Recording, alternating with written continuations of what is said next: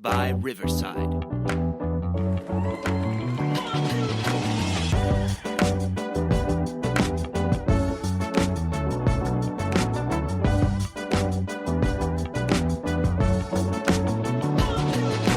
All right.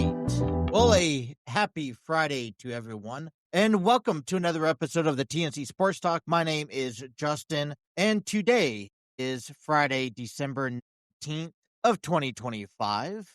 I hope everyone out there is having themselves a wonderful Friday. Let's get this weekend off to a fast start, and I got some great content to provide for you guys here. Now, obviously, you're seeing some new things, and let me just kind of break that down before we do anything else here on our program. You know, I always, from the very beginning of doing a podcast, I always want to put out nothing but great content for people. And that goes for audio and video. So over the years, I've invested into an audio mixer. I got my own microphone. I got my own headset. I'm looking to grow and advance from that. So I've always taken that with the passion. Now, I'm going to be honest with you. The return on investment over the years has not been so promising. So I've had to make some adjustments, cut down some costs that allows me to still put up an episode. But what I didn't take away from that was the quality of the episodes. And I get disappointed because I want to give you the best. I'm trying to attract your attention for the next 30 minutes to an hour. And I want you to be able to be engaged. I want you to be able to have cool and fun stuff on the screen. And I want you to be able to enjoy yourself. So, I've tried some different things, and I started off with using StreamYard Studios, which I will always praise because the setup and the format of recording or going live was a few clicks. You had everything in a pre-setting recording. You didn't have to do much in post-editing, and you're allowed to download an audio and a video content, and that allowed you to, it kind of made things a lot easier. It got pretty pricey. And so I then, took a hiatus, said I'm not going to pay for the subscription. It's gotten a little too much out of my price range. I'm not seeing anything in return. Unfortunately, it has to also intrigue to me. I was looking around to begin with, and I ran into Zoom earlier this year. That's what got me back up and running on podcasting. That's great and all, but I think for the work that I want to put out here for you guys, and with all due respect, Zoom just lacked that extra studio type platform that we have. So I've been getting a lot of advertisements on social media. So I want to thank Facebook, YouTube, ads and whatnot that is on social media. I have done a little bit of research. I have played around. As a matter of fact, this is a trial run. I want to thank Riverside for allowing a trial run before actually signing up and getting anything started. But we are actually coming to you from the Riverside FM studio website. And what I'm already just picking up little things that are beneficial from this. As you can see, I have on my top corner up here, you can see the TNC Sports Talk logo. I have a holiday background for me. I know the background for me right now is not ideal, but I also have a studio format down below, so I could pop up and click up on little text bars, overlays, have guests in the studio that I could bring up, share my screen. Everything is at the expense of a few clicks. And so I took 30 minutes before beginning this recording. I set up my topic bars that I plan to have, and I love to give you guys some sort of displays on the screen. And a lot of that stuff done in recent videos that you guys have seen were done thanks to Canva. I would have to go back in after a recording, click on Canva, and kind of it's a plug in and play. And for me, there's an element of sloppiness to it.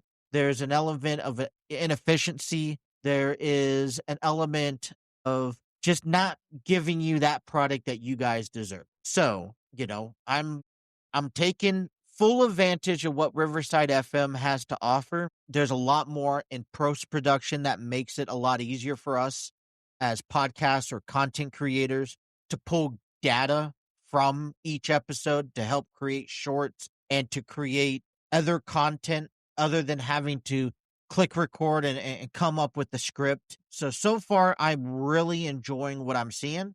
Like I said, there's nothing bad about Zoom.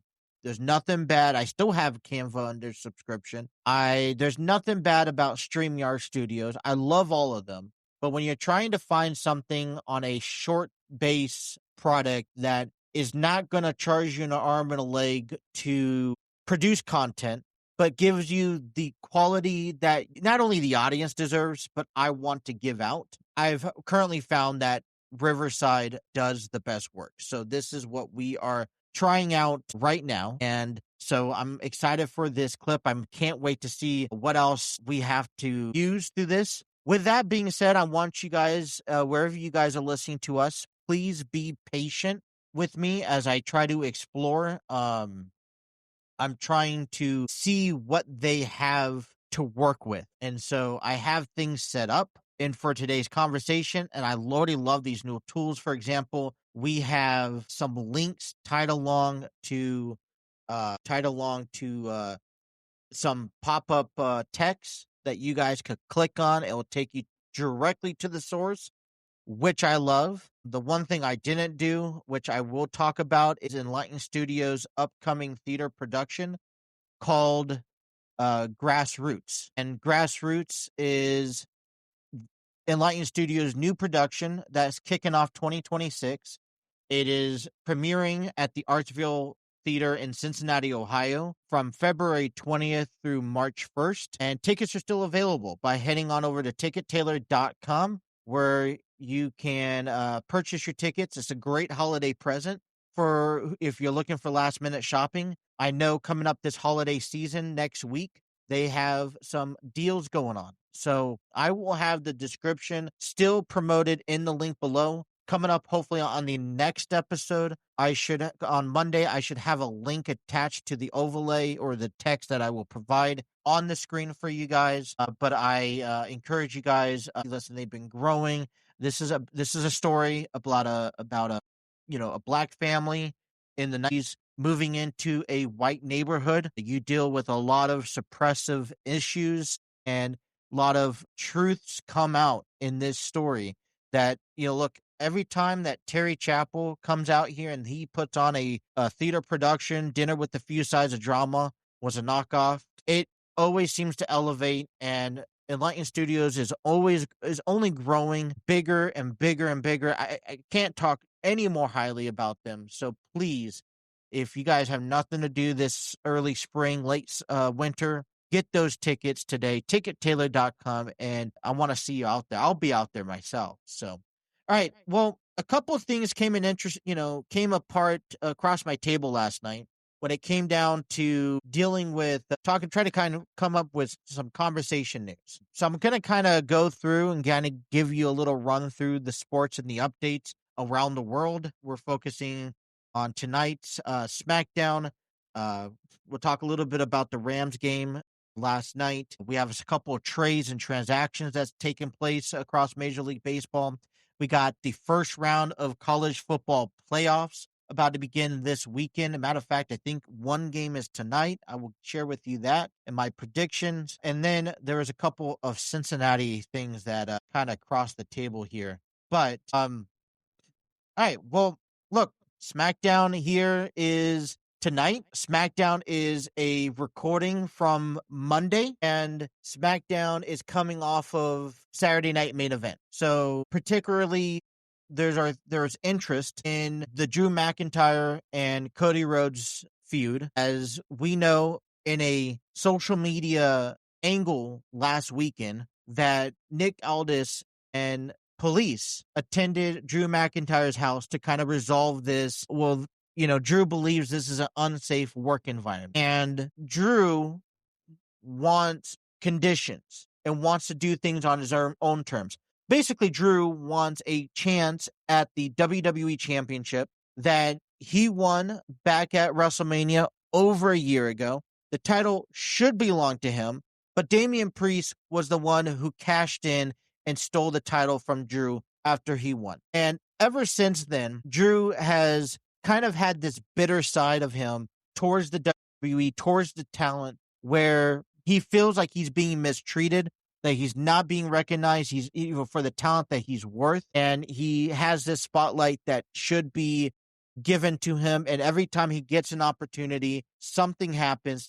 Someone gets in the way, and it puts him 10 steps backwards. So Nick tried to reason with him, and Drew basically claimed, look, I want a championship match. I want to name the stipulation to the championship match. And I basically want to also have some sort of restraining order against Cody Rhodes, where Cody is not allowed to lay hands on him until this match. Because Drew is calling WWE a unsafe work environment. Sorry, allergies this morning. So with that being said, Nick Aldis was ready to give Drew what he wants when all of a sudden we saw Cody Rhodes show up to Drew McIntyre's house. They're in this cul-de-sac neighborhood, and now you see Drew and Cody kind of battle out in the streets as you see people attempt to separate these two men. And this is, look, and I like it. What I like most about this is that they are taking the element of professional wrestling beyond the square ring, beyond the arenas. They are going into houses, neighborhoods, and they are elevating and taking these stories further than where they should be at. And that's what makes these rivals interesting. It's what makes these rivals more interesting and to watch and to follow. It gives me a reason to tune into SmackDown tonight to see what else is being done in this feud. And yes, it's already been taped. And yes, there's been some spoils out there that I am not trying to follow or pay attention to. So with that being said, in this time of year, we're at the end of the year, shows are being taped for the holidays. There's really not an expectation of a lot of excitement in these final weeks as holidays, come about. Usually this time of year, they celebrate and honor Match of the Year awards or best wrestlers, best female, this and that, right? And what we see here is something that keeps us going into this next year, because it's going to be officially the road to the Royal Rumble and then the road to WrestleMania. And right now, I mean, WWE has pushed. We just revealed that Austin Theory was the mystery man on Raw. You have Braun Breaker up there, Logan Paul, LA Knight, CM Punk, Cody Rhodes, Drew McIntyre, possibly Brock Lesnar, Roman Reigns, depending on the status of Seth Rollins, Dominic Mysterio is growing. Gunther just got booed out of the arena, which was probably the best segment from Gunther this entire year. His resume just continues to thrive. And this Drew and Cody is leading up to having a good feud beyond heading into this new year. SmackDown also has advertised names like Tiffany Stratton, Jacob Fatu, Randy Orton, and more. So there's not a lot of not leeway, but spoilers to what to expect tonight, which I like. But we are expecting to see ourselves a prominent show heading into Christmas, the final holiday week, even though it was a taping. Now, Raw and SmackDown is going to be taped tonight for next week, as they have, Raw and SmackDown next week. They intend to start resuming live action wrestling coming up on December 29th, which is next, not this coming up Monday, but next Monday. So, if you're one of those that are checked out this time of year, I understand that. For me and my family has this event at our local church. They are doing the Christmas Eve service, which is kind of like a manger production. I guess last year, because this is our first year attending, they have done a good, they had a really big crowd for their Christmas Eve production. So what they've done is they've spreaded it out over the entire week, starting tonight up until Christmas Eve next Wednesday. And it's free, but you get a select time slot. So in hopes to give everyone an opportunity to attend if they want to, and not to have a full crowd. And they are limited on capacity. So if they do reserve enough seats, then they would have to close down that one, and give it another night. So I mean, we're going to the first showing. I'm excited. I'm thrilled to see what the concept is. It's a big night, kind of kicks off our festive weekend and our holiday weekend and so much more. So I'll probably miss SmackDown, probably have to catch it later tonight. I'm also missing, I still haven't got a chance to complete the sit down interview that Cody Rhodes had with John Cena for the first time since his retirement last Saturday. So I got to still finish listening to that. I'm hearing a lot of great things. One thing I'm taking away from this interview is that John Cena is very specific with what he says, how he says it, and what he decides to reveal. And I'm just like, are we really going to get much information out of him? But, for 2 men at 9 o'clock in the morning sharing some vodka drinks, it's, I guess anything can happen, right? In the wrestling world, tonight is a big promotion as we see Jake Paul finally step into the ring with Anthony Joshua. That match will be available on Netflix tonight at 8 p.m. For their battle. I guess, if we're professional wrestlers here, I guess we want to support within the house, and with Logan Paul being in the WWE, Jake Paul has the equal opportunity of winning this match. Others are going to say, well, Jake Paul is going to get put into his place, and this may ruin, his career. Look, I think we said plenty about Logan Paul and how he didn't belong, and he's proved us wrong based off of his performance in that squared circle. So I don't want to count out Jake Paul yet. Maybe he's bitten off more he can chew, but this has been a build-up for quite some time, and the payoff is expected to happen later on tonight on Netflix. All right, we're moving right along, man. Thursday Night Football yesterday, I gotta say, was a really good showdown. Now, I didn't watch it, but from the highlights that I've seen, there was a lot at stake here on Thursday Night Football. It was a battle of the NFC West Division. The Rams had the lead. Both teams came in with an 11-3 record, and the winner is going to kind of take over the division at the moment and have that upper advantage. They would also hold that number one seed in the NFC. Rams currently had that position, but after last night's battle in overtime and in a 2-point conversion that Sam Darnold delivered a game-winning pass to Eric Saubert to beat the Rams 38-37 in overtime. Seattle, and this is an impressive comeback. You talk about a team who was kind of ruled out. Everyone questioned Sam Darnold and this, how he was going to be able to carry this team. They were down 30-14 heading into the fourth quarter. And statistically, the Seahawks were 0 for 172.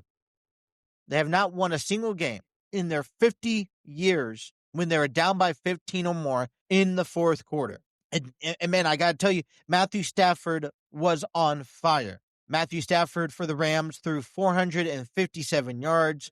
He threw for 3 touchdowns. Nakua had 12 of those catches for 225 yards and 2 passing touchdowns. Sam Darnold, you would have thought the numbers would have told you something else. 270 yards, 2 touchdowns. Najiba with 8 receptions and 96 yards with 1 touchdown.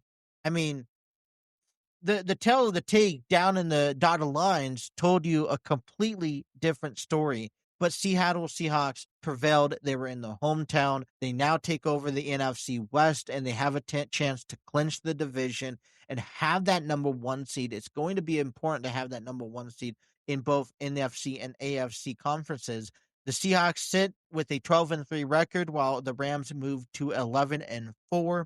The 49ers, who take on the Colts, or do they take on the Colts? I think, yeah, take on the Colts this Sunday, heading into this game. And so, this NFC West, I've talked about it time and time again this season. It is something to pay attention to, and something that we want, that is going to probably be the most attracted heading into the final games of the season. Other games that we're highlighting here, we know the impact game of the Bears and Packers this Saturday. The Eagles could clinch and knock out the Cowboys with a win this Saturday also. So there are a lot of impactful games heading into week 16. So a lot of football ahead of us this holiday season. Well, the Padres are making themselves a little bit of splash this holiday season.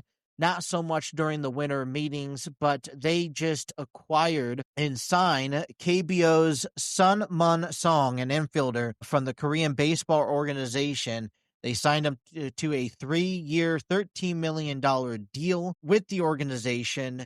It was posted. A link will be attached. If you click on this link that's on the screen right now, it will take you to the website where this article was found. Song has played for 9 seasons and averages about 283 at batting average. Well, in 2025, he batted 315. He had 26 home runs, 25 stolen bases in 144 games. Something that we're probably definitely looking for in a baseball player for the Padres perspective. And man, listen, I think, we're getting more and more international players coming along, more in that Japanese, Korean type leagues. And if you see what Shohei Ohtani has done and the way he has splashed in this market, you just kind of realize that, hey, if we get a chance to land a player like anybody from the KBO or the Japan baseball organization, then, the sky's the limit, and baseball is a completely different atmosphere, international compared to the U.S. So we'll see how he plays out in San Diego.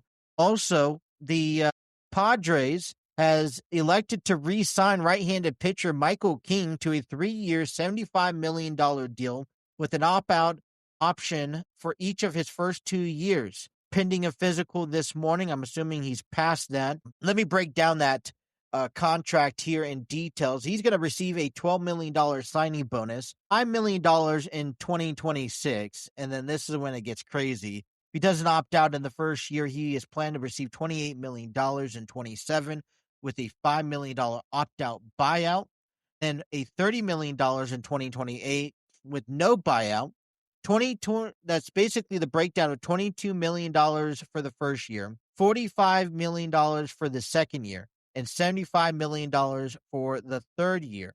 Michael King is going to add to the Padres rotation along with Nick Pivetta, Joe Musgrove, who is expected to return, Randy Vasquez, and J.P. Spears. We know the story behind Yu Darvish undergoing surgery earlier this October. He's going to be out this coming up season. The Padres are eating a big chunk of his payroll unless he decides to retire. And being able to sign Michael King as a free agent was questionable, but the Padres were able to re-sign and have that security blanket a little bit, helping that rotation out.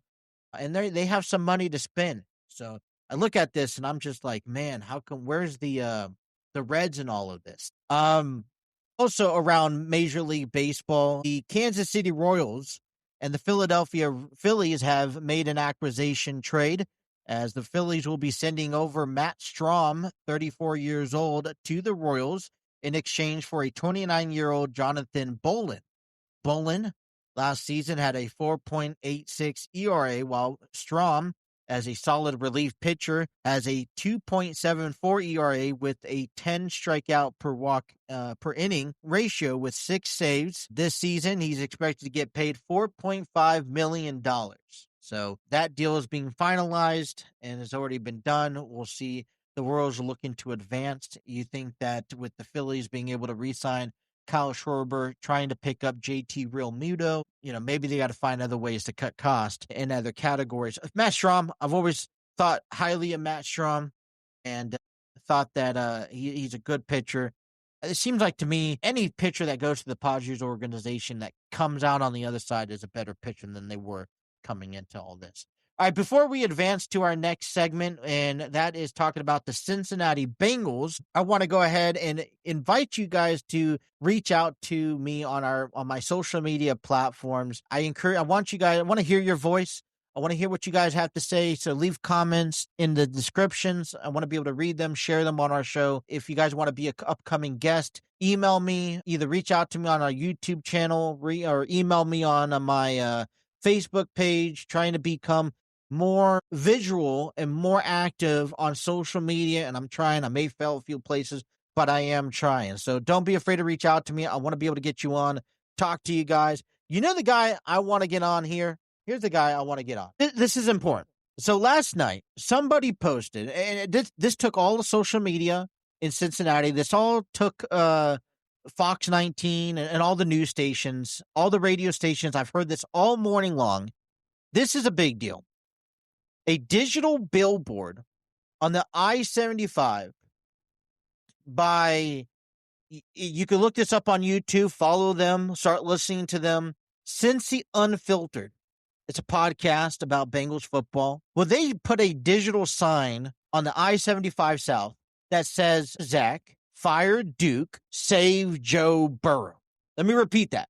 Fire Zach, fire Duke, save Joe Burrow. That's what it says. And I guess I'm more astonished, but I'm happy. I want to find them. I don't want to go to them in public. I want to shake their hand and say, thank you. Because I'm not crazy when I talk about this. It is something that we've been talking about for the past several weeks. There is a clear image based off of the results that we have seen so far this season, where the problems lies with the Cincinnati Bengals. It does not have to do with anything defensively. It does not have to do anything with our offensive line. The primary focus is what lack of performance we get from our head coach, Zach Taylor, and our general manager, Duke Tobin. Let me reiterate that for you. Joe Burrow goes down in week 2. We already know that we were going to have struggles with our defense and we're going to have struggles with the offensive line. That was established before even, summer camp took place. We got Trey Hendrickson back, then he got hurt. That's a whole nother deal. But Joe Burrow goes down week 2. Zach Taylor is now in charge of this team. No one else can step up, and you can't hide behind anyone else. Jake Browning wasn't having success.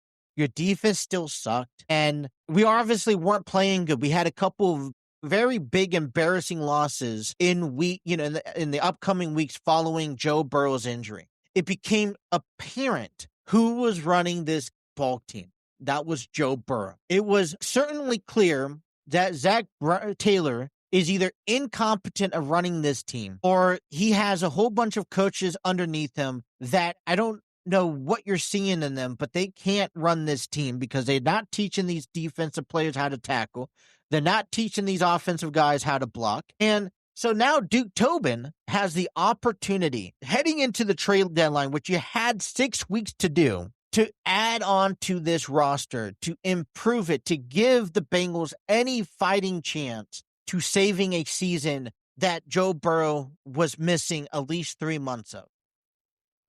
And the only transactions that I even recognize, one, we picked up Joe Flacco, which I will give Tobin a bit of a credit. I don't know if any other quarterback was going to be capable of coming in and taking over the position of leading this team the way Joe Flacco did.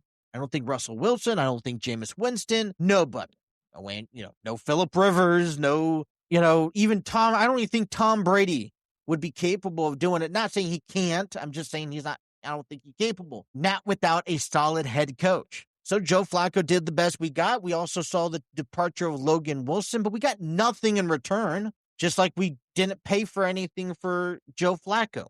So what did Duke Tobin honestly do for this organization? Nothing at all. Okay. I didn't see it. And, we saw clearly Zach Taylor's position as what he can do as a head coach. And to be honest, without Joe Burrow, it's nothing. On top of that, you had a crappy defense and a sloppy-ish offensive line. Now, over the years, we could argue and say that Duke Tobin has tried to put together an offensive line and they just have not failed here in Cincinnati. That's credited. I can explain that and I can understand that. But at the end of the day, we're sitting here. We're eliminated from the playoffs when I don't think we should be. And that has to do a lot because of how this team is being ran. And the first thing you have to look for is Zach Taylor and Duke Tobin.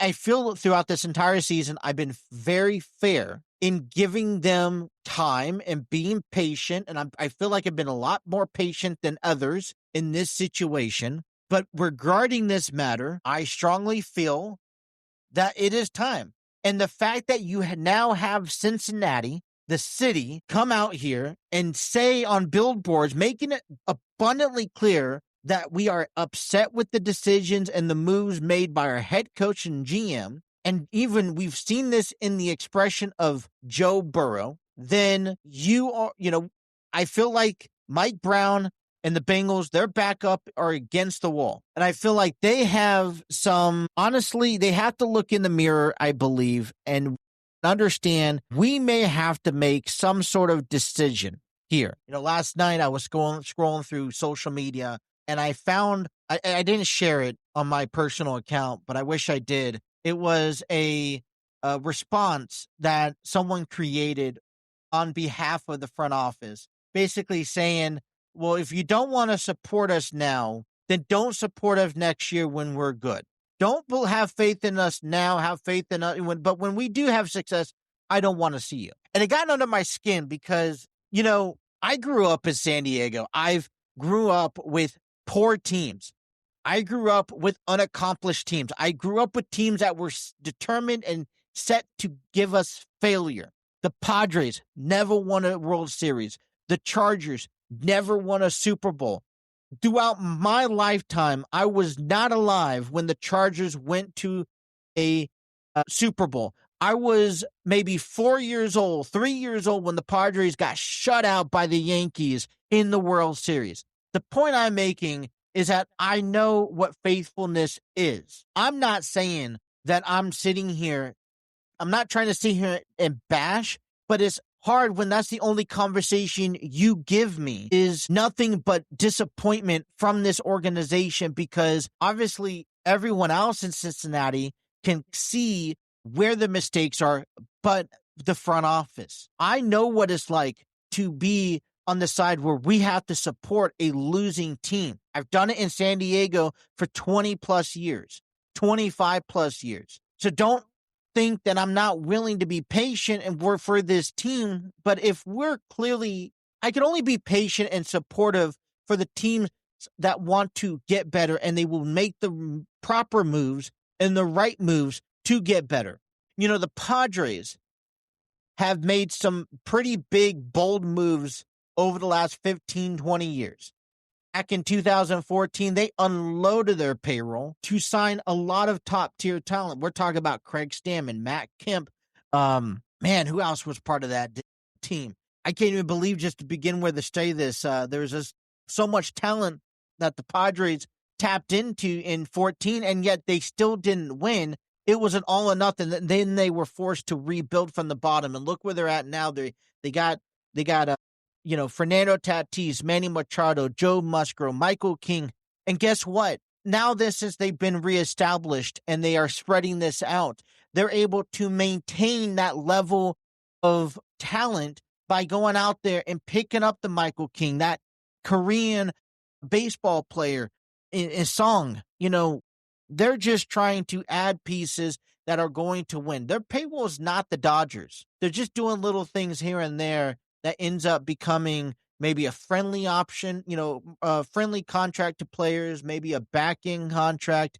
And I will go over that in a moment for the Bengals, because I saw this article that I want to share with you to end up our show. But my point that I'm trying to make is I've been through tough teams. I've been through tough droughts. I know the one thing that got us out of these droughts, that kept us going, was the fact that there was an effort being made to improve this team. And I'm talking about both the Bengals and the Reds here in this situation, okay? I do not see the Bengals or the Reds making efforts into giving us a winning team. This entire season for the Bengals has demonstrated what they were not willing to do. Yes, Joe Burrow is still our number one quarterback, and he will start as long as he's able to play. Yes, we got Joe Flacco, but that was it when you knew we needed guys defensively and you knew we needed some help. No decisions have been made on coaching staff. No decisions have been made on our defensive line or defensive backs. We haven't improved at all, and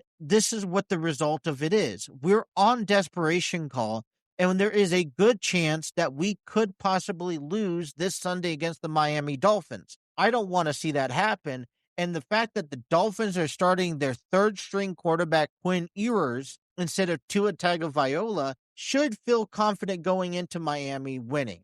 But I don't, okay? And if I said this yesterday on the podcast, that if the Bengals lose to the Dolphins with a third string quarterback, I mean, you got wolves at the gate. I don't know what to do for the rest of the season here. It's a good thing it's the holidays and I'm on short time next week and the week after because I have no clue with how I'm going to react if the Bengals lose to a third string quarterback when they're playing Joe Burrow. But the bottom line is it's not Joe Burrow. We have to take it back to ownership, take it back to Mike Brown, take it back to Duke Tobin. And the fact that the Cincinnati nation understands that and they've said something kind of puts the Bengals in this uncomfortable position that saying, hey, you need to take some sort of action or because we're not happy. On a side note, here's the disappointing part of this. The Bengals are just like the Reds. And if they're anything like the Reds, I wouldn't be surprised to see a response like the Castellinis a couple years ago when they got rid of Nick Castellanos and Jesse Winker and Eugenio Suarez and they unloaded. Castellanos' family said, look, we're going to do what we want to do. We're going to spend money or not spend the money how we want to spend it. And at the end of the day, we are a major league product and you are going to come out here and give us your money and you're going to support our team and there ain't nothing you're going to do about it. And that infuriated a lot of fans back then, just baseball players. Just imagine that happens to maybe Mike Brown says something on the similar line.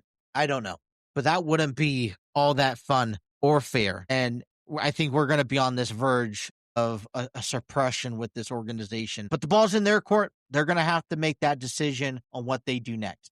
All right. Well, Lance McAllister came out and put this little organization. I love the work that he does, man. You don't listen to his show, you got to listen to his show. I love the interactions on social media he does. But he broke down the Cincinnati Reds, off season. And I'm going to read you this, and I've just reposted on my Facebook. I'll repost it on the TNC Sports Talk Facebook page. But it says the Cincinnati Reds have committed, to around $15.8 million this winter. Elio Pagan is worth $10 million. Philip Ferguson is $4.5 million. Keegan Thompson is $1.3 million if he makes the MLB roster. And Ben Rotvert is $1.2 million arbitration projection. That brings the 2026 projected payroll to approximately $105 million. Based on the expectations of the 2026 payroll will be similar to the 2025 roster, according to Nick Craw, which means that's about $115 million, which means the Reds will only have about $10 million left to spend. I'm just rounding down. The players already under contract this season, Key Brian Hayes under 7, Jose Trevino under 5.25, Hunter Green, under 8.3, and Sam Maul, 850,000 or 850,000.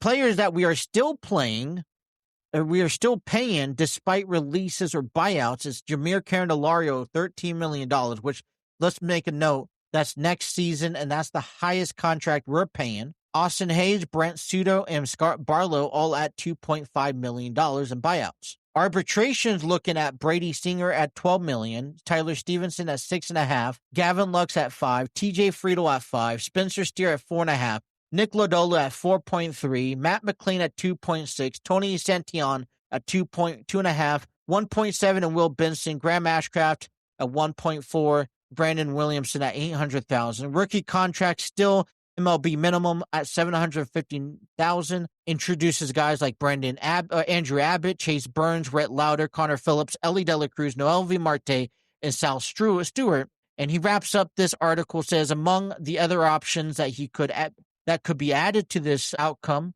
of the roster, which is minimum of 750,000. You have Christian Encarnacion, Blake Dunn, Tyler Callahan, Hector Rodriguez, Edwin Arroyo, Carson Spears, Zach Maxwell, Leon Richardson, Luis May, Chase Petty, Julian Aguiar, and the last two names I can't even pronounce. But I guess here's my point. The concept was having this team on a low budget, and that is where we're at. We made an effort earlier this offseason to attack Kyle Schwarber. That failed. We were willing to pay one player, a single player, $20 million, $25 million a year to play for the Reds. Now, put aside that it was his hometown, this and that. The fact is that we put down the idea that Kyle Schwarber is not playing. But it doesn't seem like the Reds are interested in spending money on anyone else. So other than Jameer Candelario, who is not on this team, who we let go, who is our highest paying player on the payroll right now, our second highest is Brady Singer, starting pitcher, which is getting paid more than Hunter Green, which is crazy. Then our second is our closer, Emilio Pagan. And so far in our bullpen alone, we've already added another $5 million into Caleb Ferguson. Keegan Thompson more than likely will make the roster at some point this year at 1.3. Tony Santillan is 2.5. So we're probably spending about, I'm going to say Graham Ashcraft at 1.4. We're probably spending, I'm going to say about $30-40 million alone in our relief pitching that is inconsistent. I understand there's about $10 million budget left, but are you telling me that we're not capable at least signing one player? It's very deceiving. I got to tell you, I am upset about that. Hate to hear this news, but in retrospect, we know that the Reds are a low market team. We know that the Reds are not willing to spend courageous money, which means they're not going to get top-tier talent. So we're looking now down at the bottom of the total pool. There's still that option with Ketel Marte or Brandon Lowe. I will still like to see something like that happen here, possibly before Christmas if we can. But the further we get away from that, for me, the harder it is to go back around and look on that. All right. Want to wrap things up with college football as bowl games began last week. As in week 16, we had Boise State losing to Washington in the LA Bowl hosted by Gronkowski. Washington beat Boise State 38-10. In week 17 bowl games, we had the Xbox Bowl yesterday as Arkansas State beat Missouri State 38-28. Old Dominion beat South Florida in the Kier Bowl 24-10. 68 Ventures Bowl, Louisiana lost to Delaware 20-13. In the Veterans Bowl, we have Jacksonville State beating Troy 17-13. Today, we have the Myrtle Beach Bowl in Kennesaw State taking on Western Michigan. And the Gasparilla Bowl, Memphis takes on NC State. Starting tonight is the college football playoffs first round, as on 8 p.m., the number 9 Alabama takes on number 8 Oakland. Tomorrow, we have a triple header as number 10 takes on Miami takes on number 7 Texas A&M. That kickoff is at noon. Number 20 Tulane takes on number 6 Ole Miss at 3:30. And then James Madison, number 24, takes on number 5 Oregon at 7:30. Monday, we'll have the Potato Bowl. Washington State takes on Utah State. That will wrap up week 17 in bowl games. So, round one in the college football playoffs, Alabama over Oakland. I think this is probably going to be the best game of all 4 of them this weekend. I have Oakland upsetting Alabama in a victory here. I see number 7 Texas A&M beating Miami, Florida. That will probably be my next biggest game that I see takeaway. I have Ole Miss taking on and beating Tulane, while I have Oregon walking in with an easy victory over James Madison. I want to hear what you guys have to think or say about these college football bowl games here in 2020 at the end of this 2025-2026 season, and who's going to head on to the final four games coming up at the beginning of the year. All right, real quick, we are just about done. I want to kind of reiterate our schedule heading into this weekend. We will resume our podcast back on Monday, Tuesday, and Wednesday, 7 p.m. scheduled release time on all of our audio platforms and our social media accounts. Be sure to like, share, and subscribe. Have those notifications on so you don't miss a single episode. Also, we will be back on January 29th, 30th, and 31st. So Monday and Tuesday next week. The following week is Monday, Tuesday, Wednesday, and then we will resume back to our normal 5 days a week starting January 5th. A lot of stuff is happening on. I can't wait to share with that stuff for you, but that is all the time I have for you guys today. I want to thank everyone for tuning in. Like I said, enjoy your guys' weekend. If I don't get a chance to hear you, have a happy holidays, wherever you guys are celebrating. And I can't wait to get back to you on Monday and see how sports unravels after another college football playoffs round 1 takes place. So, well, that's all the time I have. Thank you guys. You guys have a wonderful day. And until next time, you guys have a great weekend. Take care. Bye.